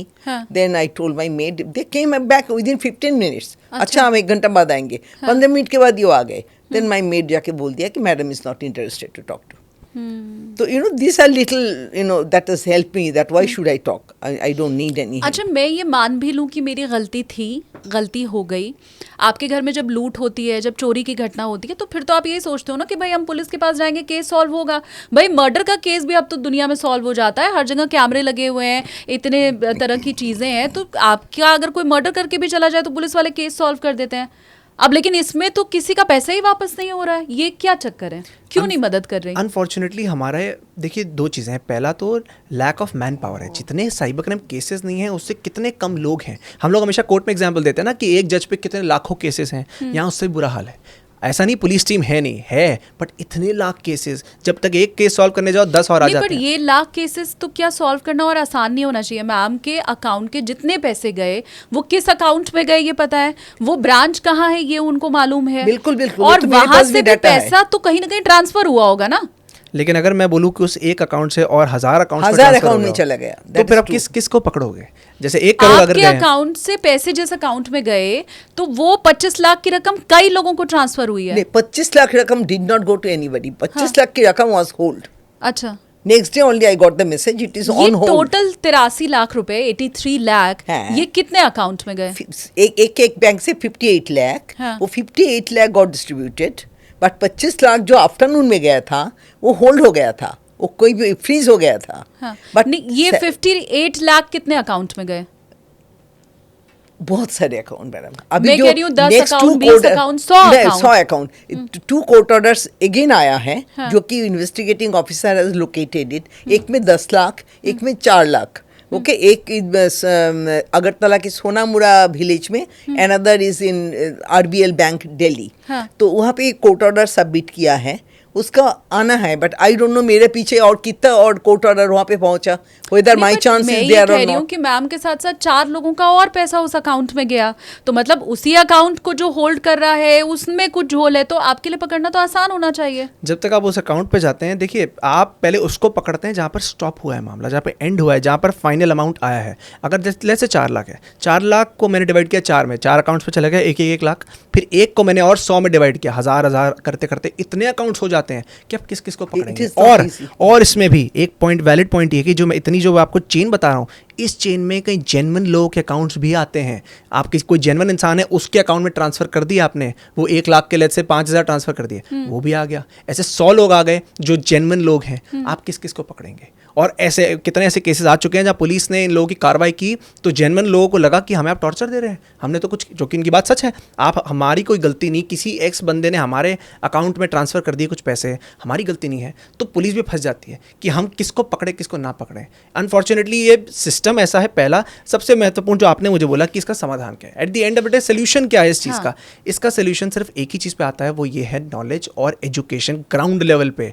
आप किसी भी बैकग्राउंड से हो, कोई स्कूल से हो, गाँव के हो, शहर के हो, पता होना बहुत जरूरी है। एक इसका ये नियम क्यों नहीं बना दिया जाता कि मैंने अगर अपने अकाउंट से किसी को 25 लाख ट्रांसफर किए, मैंने अपने अकाउंट से अगर किसी को 50 लाख ट्रांसफर किए, और मैं पुलिस स्टेशन जाके बाकायदा कंप्लेंट करके ये लिखवा रही हूँ कि ये पैसे गलती से गए हैं, तो वो वहां पर होल्ड हो जाए या वापस आ जाए, बैंक उस पैसे को रिवर्स कर दे आपके अकाउंट में। ये नियम क्यों नहीं बन सकता? 2 नियम है जो गवर्नमेंट ने किया और इनका मिसयूज कैसे हुआ मैं आपको बताता हूँ। पहला, एक आरबीआई नोटिफिकेशन आई थी 2017 में, जो सिंपल इतना कहती थी कि अगर आपके साथ कोई फ्रॉड हुआ है, ऑनलाइन फाइनेंशियल फ्रॉड हुआ है, तो आप 48 घंटे के अंदर बैंक को प्रॉपर आप बताइए कि मेरे साथ ऐसा हुआ है, और बैंक देखेगी और उसमें बैंक की रिस्पॉन्सिबिलिटी बनेगी आपको आपके पैसे वापस करना।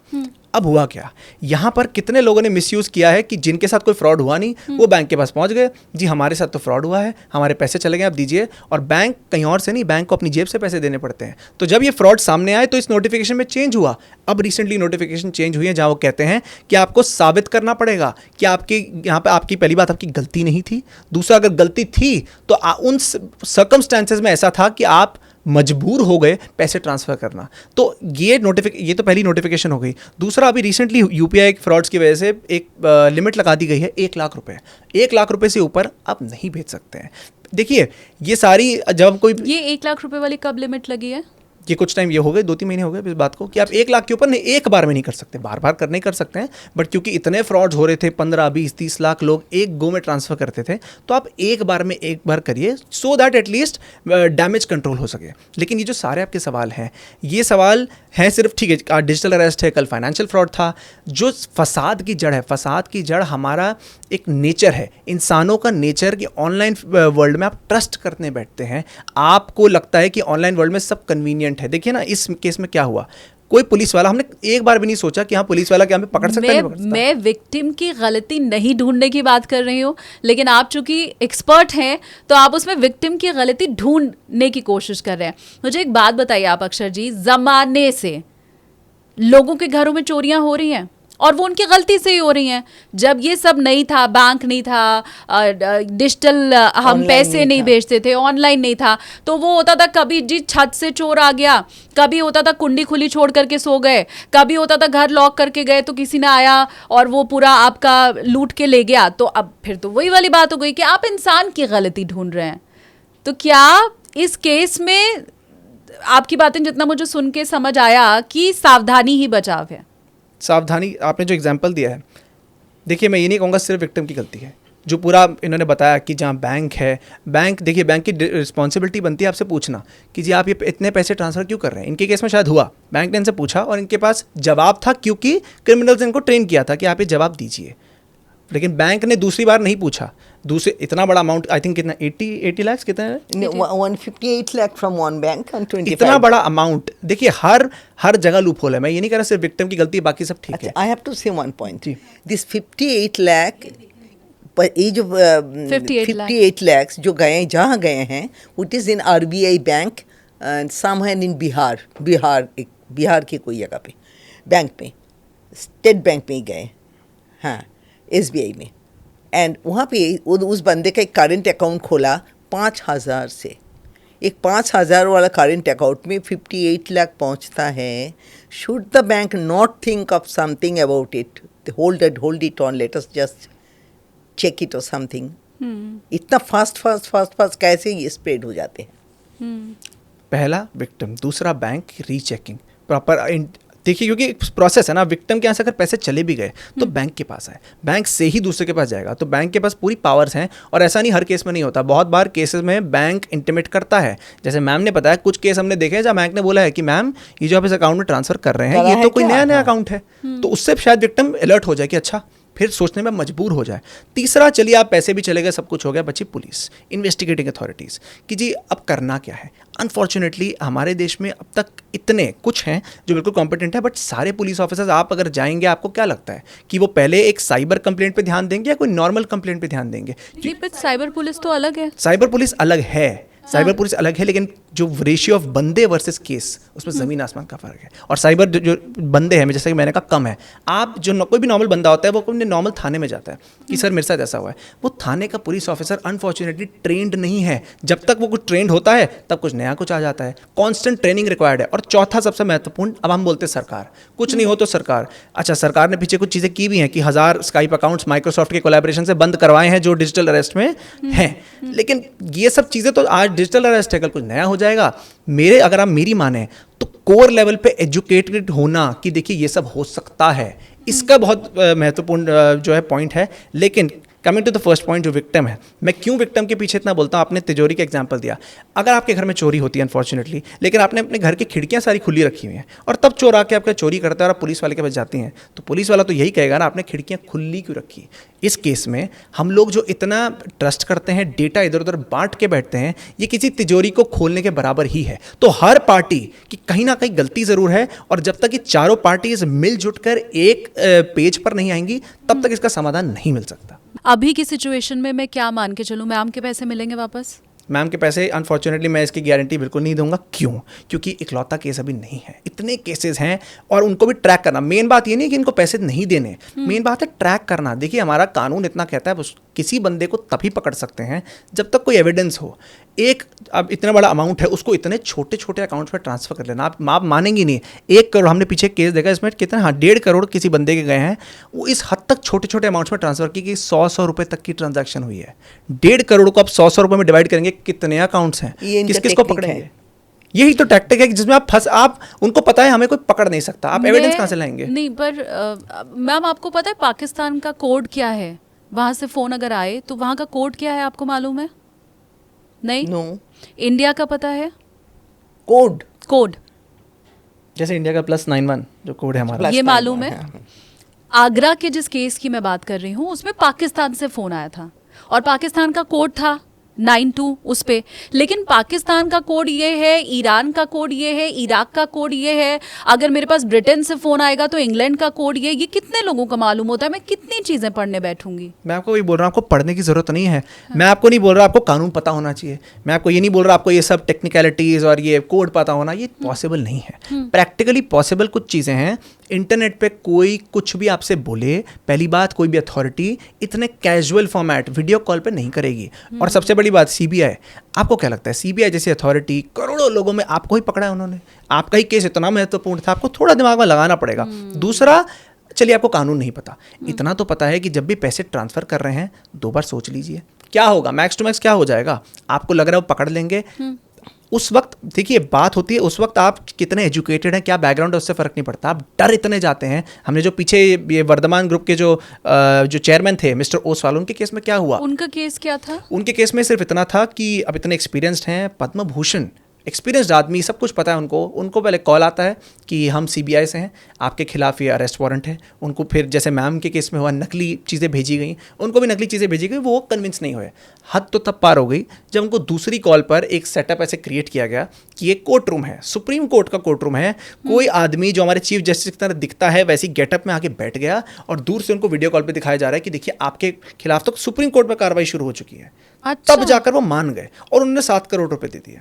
तो बात ये नहीं है कि आपका बैकग्राउंड क्या है, कितने एजुकेटेड हैं आप। बात यह है, ये मूल मंत्र आप दिमाग में रख लीजिए कि कुछ भी हो जाए इंटरनेट पर मेरे को, और जहाँ पैसों की बात हो या कोई बदनामी की बात हो या कोई एलिगेशंस की बात हो, पहाड़ या फिर कोई, कुछ नहीं होगा अगर आप 1-2 मिनट हट के थोड़ा सोच सके हो क्या रहा है मेरे साथ। क्योंकि अगर आप देखिए डिजिटल अरेस्ट का मेन फंडा क्या है, क्यों वो कॉल काटने नहीं देते। मोस्ट केसेस में कॉल काटी, आपको दिमाग लगाने का मौका मिल जाएगा कि मेरे साथ हुआ क्या है। वो चाहते ही नहीं है। मैम के केस में उन्होंने क्यों कॉल कटवाई? क्योंकि उनको भरोसा हो गया था कि ये लेडी को हम पर ट्रस्ट हो गया है, अब ये कॉल काट भी देंगी तो फर्क नहीं पड़ेगा। लेकिन कहीं ना कहीं उनके कॉल काटने के चक्कर में मैम का बचाव भी हो गया।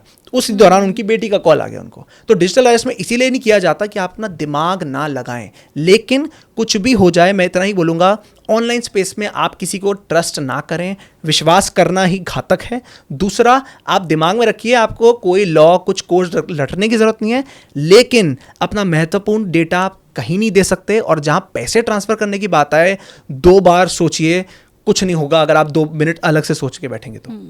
इसमें जो मुझे सबसे इम्पॉर्टेंट चीज़ लगी वो यही लगी कि हम में से कितने लोग हैं जो ये जानते हैं कि कोई भी कोर्ट केस अगर हो जाता है तो सालों लगते हैं उसे सॉल्व करने में। ये पॉइंट मुझे आपका बहुत ठीक लगा यहाँ पर साक्षर जी, कि अगर कोई एक कोर्ट केस हो जाए, कोई भी जज इतना खाली नहीं बैठा है कि सीधे कैमरे के सामने आ जाएगा और आकर के सबसे पहले आपका ही केस सॉल्व करना शुरू कर देगा। कोर्ट रूम के अंदर से वीडियो कॉल आपको कर दी जाएगी। कोई भी पुलिस ऑफिसर इतना खाली नहीं बैठा है कि वो अभी आपका केस आया और अभी उसे सॉल्व करने के लिए आपसे फोन करके बोले कि हम कर रहे हैं इसको सॉल्व। और तीसरी बड़ी बात कि मुझे लगता है इसमें रिश्वतखोरी एक चीज़ है जो बहुत से केसेस में कॉल आती है और ये कहा जाता है आप चाहते हो ये सॉल्व हो जाए, आप चाहते हो आपके बेटे को छोड़ दिया जाए, आप चाहते हो आपके केस को ख़त्म कर दिया जाए, तो इतने पैसे अकाउंट में ट्रांसफ़र कर दो। आम आदमी ये सोचता है कि भाई रिश्वत तो लेन देन होता ही रहता है भारतीय समाज में, तो हम दे देंगे तो हमारा केस बंद हो जाएगा। पर आप ये सोचिए कि रिश्वत का पैसा अकाउंट में कभी नहीं मांगा जाता है। रिश्वत का लेन देन हमेशा से इस देश में कैश में हुआ है ताकि वो पकड़ में ना आए। कोई ऑफिसर अगर आपको बोल रहा है कि आपकी बेटी पकड़ी गई है, उसने ये गलत काम किया, आपका बेटा पकड़ा गया, उसने ये गलत काम किया, वो किसी लड़की के साथ पाया गया, हमने होटल से उसको गिरफ्तार किया है, उसका वीडियो हमारे पास है, हम उसे वायरल कर सकते हैं, आप चाहते हो केस रफा दफा हो जाए तो इतना पैसा हमें दे दो। अब बड़ी बात यह कि रिश्वत मांग के अगर मैं उस केस को सॉल्व कर रही हूं तो मैं अपने अकाउंट में पैसा क्यों मांगूंगी? मैं तो बोलूंगी कि कैश ला करके दो। तो ये दिमाग लगा के कि ऐसा मेरे साथ क्यों हो रहा है हम बच सकते हैं उस वक्त। लेकिन भाई उस वक्त आप डरे होते तो ये सब चीज़ें दिमाग में नहीं आती हैं। तो 2 मिनट हट के सोचिए हो क्या रहा है मेरे साथ। तो ये सारी चीज़ें जो कॉमन सेंस जिसको हम कहते हैं, वो कॉमन सेंस उस वक्त आपके सामने आ जाएगी। लेकिन एक और पॉइंट मैं ऐड करना चाहूँगा, आजकल बहुत सारे डिजिटल अरेस्ट, डीप फेक और वॉइस क्लोनिंग, ये जो AI टेक्नोलॉजी है इसके ज़रिए भी हो रहे हैं। कुछ केसेस में हमने देखा है जहाँ पर एक जैसे कोई फादर हैं, उनको कॉल आता है उनके बेटे से ही, बेटे से नहीं आया लेकिन आवाज़ बिल्कुल सेम है कि पापा मैं फंस चुका हूँ, मेरे को प्लीज़ पैसे ट्रांसफ़र करिए। हाँ, आप अगर आपको अगेन आप ट्रस्ट नहीं कर सकते हैं, चाहे आवाज़ भी सेम हो, फोटो भी सेम हो, क्योंकि AI के युग में कुछ भी कॉपी करना, कुछ भी बनाना बहुत आसान हो गया है। और हम इंसानी फितरत है, आप कॉल पे किसी की आवाज़ सुनते हैं, मेरे बेटे की आवाज़ है, मुझे पैसे ट्रांसफ़र करने, आप 2 बार नहीं सोचेंगे। लेकिन ये सुनने में जितना कड़वा लगता होगा, रीचेक करना ही एक इकलौता मूल मंत्र है आज की डेट में जिससे आप सेव हो सकते हैं। लेकिन फिर वही बात मैम कि कोई कॉल करे और बोले कि तुम्हारा बेटा मेरे साथ है, ये लो उससे बात करो, और बेटा रोते रोते बोले कि मम्मी मैं तो फंस गया हूँ और ये तो अंकल मुझे जेल में डालने की बात कर रहे हैं। एक ये चीज़, और दूसरा बदनामी का डर कि समाज में हमारी क्या इज्जत रह जाएगी, बेटा तो किसी लड़की के साथ पाया गया, या आगरा वाले केस में जैसे हमने देखा, लड़की बिल्कुल कहीं फंसी हुई नहीं थी लेकिन कह दिया गया वो तो देह व्यापार में है। कोई माँ क्या नज़रअंदाज कर सकती है ऐसी कॉल को? आप कर पाएंगी? No, not at all. तब तो पैसा दे के खलास हो जाओ। और कुछ मैं इनफैक्ट ये रियल लाइफ केस बताना चाहता हूँ जो हमने किया था कुछ टाइम पहले। हाँ. तो नॉर्थ इंडिया का केस है। एक फादर अपनी छोटी सी बेटी जो 4th स्टैंडर्ड में, उनको स्कूल के बस स्टॉप पे ड्रॉप करते हैं, पिकअप करते हैं। एक दिन नॉर्मल डे उनने ड्रॉप किया, उनको कॉल आया। अच्छा, ये ध्यान रखिए कॉल कब आया। कॉल उस समय आया जब वो बहुत ही इंपॉर्टेंट मीटिंग में थे। 3 बार उन्होंने वो कॉल काटा।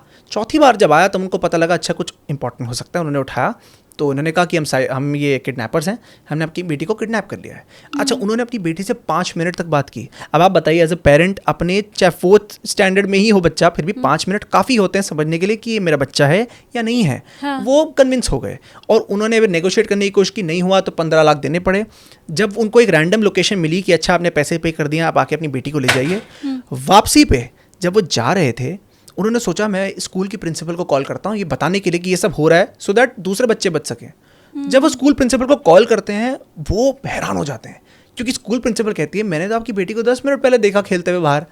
वो मानने को रेडी नहीं है, वो स्कूल प्रिंसिपल से लड़ना शुरू हो गए। हाँ. फिर उन्होंने कहा आप 10 मिनट रुकिए।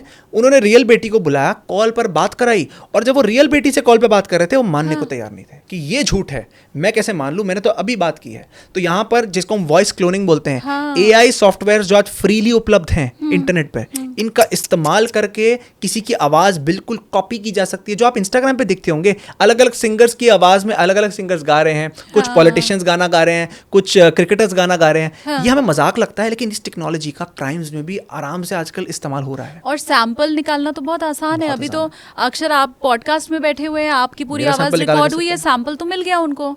आपकी जैसी आवाज फिर आसानी से क्लोन हो सकती है। बहुत आराम से की जा सकती है। तो एक मूल मंत्र है कि विश्वास नहीं करना नहीं कर सकते आप कर ही नहीं सकते, चाह कर भी नहीं कर सकते। क्योंकि हमने इस केस में देखा ना, व्हाट्सएप डीपी लगाने में कितना ही क्या जाता है, 2 मिनट नहीं लगते व्हाट्सएप डीपी लगाने में। हाँ. लेकिन वो एक डीपी लगाने से लोग कितना ट्रस्ट कर लेते हैं। और ये आज की कहानी नहीं है, आज से कई साल पहले जब ऑनलाइन डेटिंग में लोग फेक अकाउंट बनाते थे तब भी लोग ऐसे कैसे ट्रस्ट करते थे। फेक डीपी लगा ली, हमें ट्रस्ट हो गया। आज के ज़माने में तो आप आवाज़ पर ट्रस्ट नहीं करते थे, जो आवाज़ हमने कहा कॉपी हो सकती है। तो अगर आप ट्रस्ट करेंगे तो कहीं ना कहीं नुकसान होने के चांसेस बहुत ज़्यादा हैं। तो अक्षर जी, लोगों को कैसे सतर्क रहना है, विश्वास नहीं करना है, ये तो आपने बहुत सारे टिप्स दिए। अब मुझे आप ये बताइए कि AI एक्सपर्ट होने के नाते, साइबर लॉ एक्सपर्ट होने के नाते आप सरकार को क्या टिप्स देंगे? देखिए, पहली बात तो मैं कोई नहीं होता सरकार को टिप्स देने वाला, लेकिन एक सजेशन ज़रूर है कि पहला साइबर हाइजीन जिसको हम बोलते हैं, जैसे अब कोविड-19 में हम सैनिटाइजर लगाते थे कि वायरस ना फैल जाए। साइबर हाइजीन वही है कि ऑनलाइन जो वर्ल्ड में सबके पास स्मार्टफोन है, क्या सही है क्या गलत है, इसके कुछ मूल सिद्धांत हैं, आपको उसको एजुकेट करना बहुत ज़रूरी है। और स्कूल लेवल पे मैं तो कहता हूँ पहली कक्षा से चालू हो जाना चाहिए। आजकल के ज़माने में तो बच्चा 2-3 साल का नहीं होता उसको आईपैड पकड़ा दिया जाता है। तो पहला एजुकेशन। दूसरा, आप मान के चलिए आप बेवकूफ़ हैं, सब मान के चलिए। हम होता क्या, हमें लगता है हमारे पास स्मार्टफोन है, हम जो जेन जी हम बोलते हैं कि जेन जी बहुत स्मार्ट है, कोई स्मार्ट नहीं है। आपका एक अकाउंट हैक हो जाता है, आपको ये नहीं पता क्या करना है, फाइनेंशियल फ्रॉड हो जाता है, आपको ये नहीं पता क्या करना है, तो हम मान के चलिए बेवकूफ़ है। जब आप बेवकूफ़ अपने आप को मानते हैं ना, आप हर चीज़ रीचेक करते हैं, आपको विश्वास ही नहीं होता मैंने ठीक किया नहीं किया। रीचेक करना बहुत ज़रूरी है, छोटी से छोटी चीज़, क्योंकि अगर आप रीचेक करेंगे हमेशा कंफर्म करने के मोड में रहेंगे। और तीसरा, जनरल नॉलेज होना बहुत ज़रूरी है कि मेरे आसपास हो क्या रहा है। आपको क्या लगता है डिजिटल अरेस्ट है, अगले 2 महीने बाद कुछ नया आएगा, उसके 2 महीने बाद कुछ नया आएगा। और हमें जो लगता है कि हम, जैसे काफ़ी सारे शोज़ होते हैं, हम लोगों को जागरूक कर रहे हैं। फाइनेंशियल फ्रॉड कितने सालों से चले आ रहे हैं, सबको पता है कि OTP शेयर नहीं करना, फिर भी लोग करते हैं। ऐसा क्यों होता है? इसीलिए होता है कि उस समय हम लोग विश्वास कर बैठते हैं, ये पता होने के बावजूद कि हाँ इतने मैंने केसेस सुने हैं जिसमें मेरे को नहीं शेयर करना, हम फिर भी करते हैं। तो विश्वास आप किसी पर नहीं कर सकते, 2 बार सोचिए किसी पर भी विश्वास करने का। कृष्णा जी, अभी आपका केस किस जगह पर है, क्या चल रहा है उस केस में? नाउ एक के बाद एक the investigating officer is taking up wherever the amounts are, वो तो ऑनलाइन यू कैन सी ना, तो लेके एक एक जगह पे जाके वो पकड़ रहे हैं मेरे अमाउंट जहाँ पे हैं। Like that many cases are there with him. तो उनके पास जो सपोज लास्ट मंथ में उनको 2 जगह पे अमाउंट मिला, 10 लाख एंड 4 लाख, ऐसे करके मिलते जाएगा। जब मिलता है तब उन्होंने ये कोर्ट के पास सबमिट करता है, Patiala house court. Then they take one application from me that it's my money, and then with that basis of that the court gives the order. Okay, that court order goes to the respective bank. Then bank send it to the vigilance department. अच्छा, Vigilance department will investigate that this is which number court order. हाँ. How many court order has reached before her for the same amount? हाँ. According to that, my chances will be there. अभी क्या नजर आ अभी रहा है? तो बस 25 lakh तो gone to somebody else. हाँ. That was a very extremely sad for me, sad news. हाँ, And हिंदी- then उसके हिंदी में। बाद हाँ, वो मेरे लिए बहुत ही बुरी खबर था. इसके बाद जो 4 लाख और 10 लाख का है उसको भी खबर आना चाहिए अभी. आई वॉज वेरी प्रॉम्प्ट, इसके बारे में मैं बहुत प्रॉम्प्ट थी दोनों बैंक को कोर्ट ऑर्डर पहुंचाने के लिए.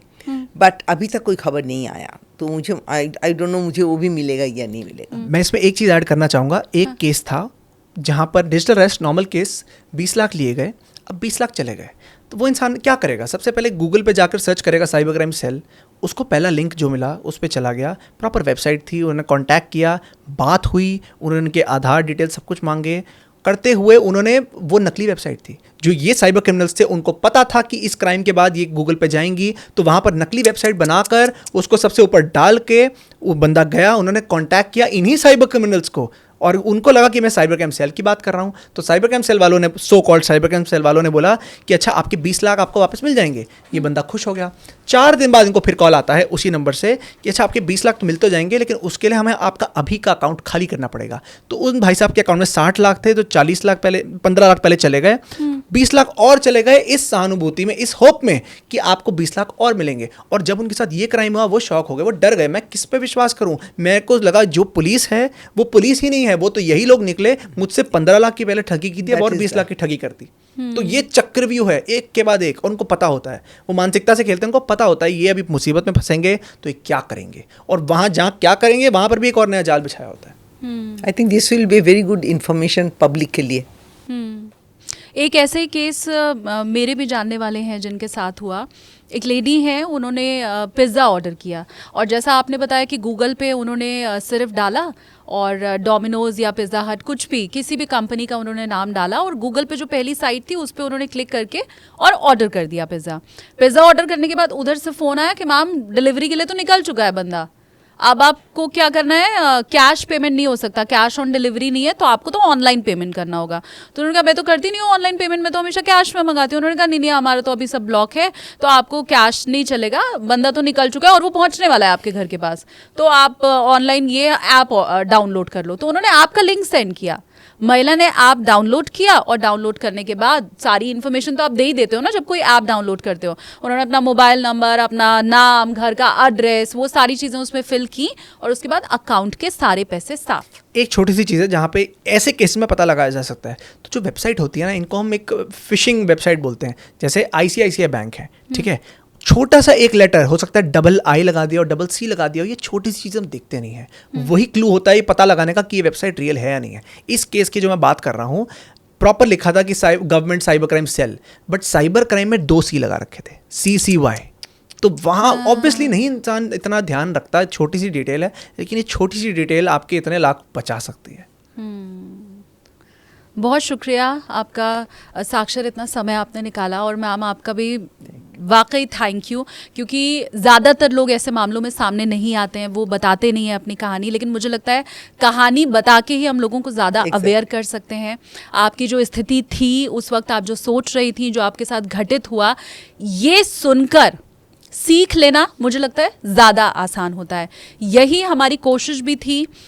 आगरा वाले केस के बाद मैं और ज़्यादा स्तब्ध इसलिए रह गई, या मुझे इस पॉडकास्ट की ज़रूरत और ज़्यादा इसलिए लगने लगी कि अब तो इंसानी जान जा रही है.